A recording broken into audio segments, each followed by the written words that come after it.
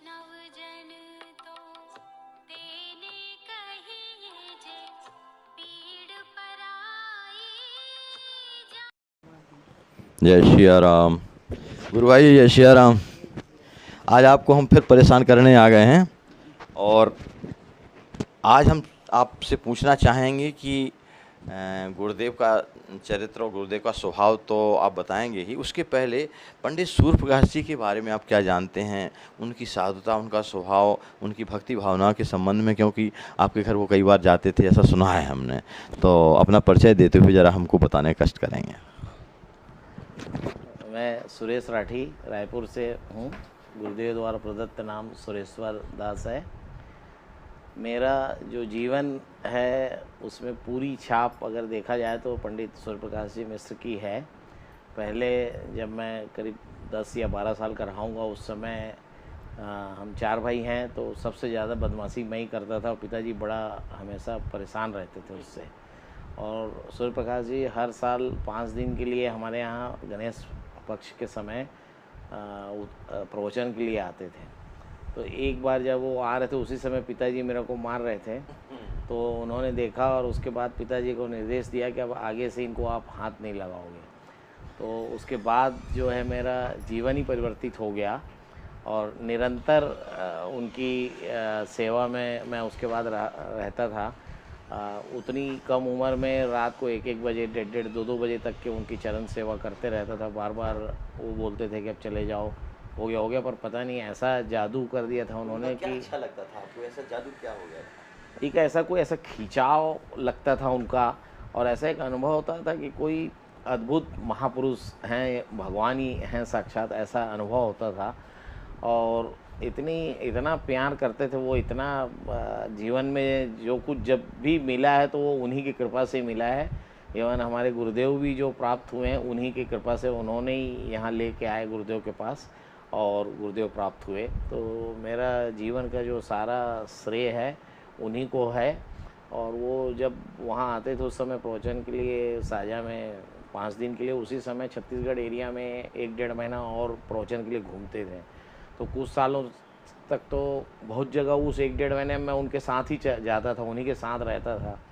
और उनकी कोई व्यवस्था अगर किसी भक्त ने अगर ठीक से नहीं किया तो बड़ा मन में एक क्षोभ हो जाता था, बड़ी गुस्सा आती थी उस भक्त के ऊपर कि भाई हमारे भैया जी का उसने व्यवस्था ठीक से नहीं किया। मतलब एक बार तो ऐसा हुआ कि उनके साथ कथा में एक जगह गए और उनको गया, मैं छोड़ के आया, काफ़ी कठिनाई से, नदी के उस पार था, काफ़ी कठिनाई से उनके गांव में पहुंचा। और 5 दिन के बाद जब कथा हुई उनको फिर लेने गया और लेने जब गया और लेके आया वापस, तो 3 लोग थे वो लोग कथा में साथ में गए थे। 5 दिन रहे और उनको टोटल उस कथा में 500 रुपया सिर्फ चढ़ोतरी मिली, उससे ज़्यादा तो टिकट का ही पैसा उनका लगा था। तो मैंने बहुत नाराज़गी व्यक्त की कि आप क्यों जाते हो ऐसे कि हाँ। तो उन्होंने बोला बेटा ऐसा नहीं है, पैसे से नहीं, भक्त का भाव देखा जाता है। और फिर वही भक्त 1 साल बाद उनके पास पौड़ी में फिर आ गया कि आप हमारे कथे में जाना है। मैं बोला भैया जी आप वहाँ बिल्कुल नहीं दोगे आप कार्यक्रम का। तो फिर भी उन्होंने वहाँ कार्यक्रम दिया। मतलब इतना सहज ये थे कि पैसा का कभी उन्होंने देखा ही नहीं। भक्तों का जो जीवन है वो कैसे सुधार हो उसके लिए उन्होंने बहुत प्रयास किया, बहुत सफल भी रहे। और कई भक्तों का ऐसे मैंने देखा है कि उन्होंने जो आज्ञा दी कि भाई बेटा ये करना तुम, और उसने नियम से किया तो उसने जो चाहा उसको मिल गया। और मेरे बारे में कई बार उन्होंने बता दिया था कि इस उम्र में तुमको ये मिल जाएगा, इस उम्र में ये मिल जाएगा। तो इतना उनसे लगाव था, अटैचमेंट था कि सब कुछ कोई भी जीवन की अगर परेशानी है या कोई चीज़ पूछना है तो उन्हीं से फिर मैं सलाह लेता था और पूछता था। और बड़ा उनका कमी महसूस होती है अभी कई बार जब याद करता हूँ, कभी कोई समस्या आती है तो उनकी याद आ जाती है कि उनके रहने से मेरी हर समस्या का तुरंत समाधान हो जाता था। तो उनका तो जीवन क्या कहना है। सहनशीलता कैसी थी? सहनशीलता का तो मैं क्या कहूँ कि हमारे गांव के पास में एक थान खमरिया में एक उनका प्रवचन था वहाँ 5 दिन का, और वहाँ के कुछ एक भक्तों का दूसरा ग्रुप था, उन्होंने वाराणसी से किसी विद्वान को वहाँ बुलाया। और ये इसलिए बुलाया कि उनके कंपटीशन में कथा करना है। तो छोटा गांव है, तो जब कथा करने के लिए भैया जी पैदल जा रहे थे और वो महात्मा थे वो भी पैदल ही आ रहे थे। तो उनको बताया किसी ने कि यही आपके कंपटीशन में कथा में आए, तो बीच बाजार में वो उनको दंडवत उन्होंने किया। तो वो इतने प्रभावित हुए महात्मा कि उसके बाद वो कथा बंद करके ही वहाँ से चले गए वापस वाराणसी। तो इतनी सहन, जो कुछ मेरे में अगर जीवन में थोड़ा बहुत कुछ सहनशीलता या कुछ आई है तो वो उन्हीं का प्रसाद है, उन्हीं का कृपा प्रसाद है कि जिसकी वजह से थोड़ी बहुत सहनशीलता जो आज आई है। लेकिन उनके जैसा सहनशील होना तो बहुत मुश्किल है। मतलब कोई भी वक्ता है, 3-3 4-4 वक्ता अगर एक साथ आए तो कभी उन्होंने ये नहीं कि मेरी कथा पहले होनी चाहिए या बाद में होनी चाहिए, जहाँ जैसा आप रख दो सेट हो जाते थे। कभी नाराज़ होते तो उनको देखा ही नहीं है मैंने। जीवों के ऊपर बड़ी दया उन्होंने किया है जीवन में। वो कहाँ के रहने वाले थे? वो गोसाईपुर के रहने वाले थे।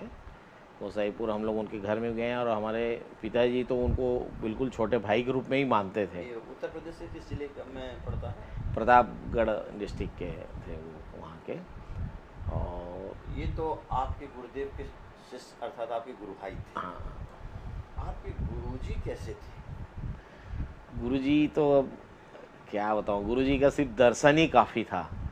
इतने ये रहता था कि जब जब उनका दिन भर का जब जब पट खुलता था ऐसा लगता था सब काम छोड़ के जाके बस बैठो कुछ बोल। ऐसे आज भी हजारों लाचार वृद्ध अस्वस्थ हालात में पड़े हुए तड़पते ईश्वर अल्लाह से मना रहे हैं कि अब मैं जीना नहीं चाहता, सहा नहीं जाता, मुझे ले चलो। आइए, अगर आपके दिल में ऐसों के प्रति दर्द है तो ट्रस्ट के साथ मिलकर अपने अवकाश प्राप्त समय का दान देकर अपनी बौद्धिक योग्यता का, अपने धन का सच्चा सदुपयोग करके इनका दर्द मिटाएं। वैष्णव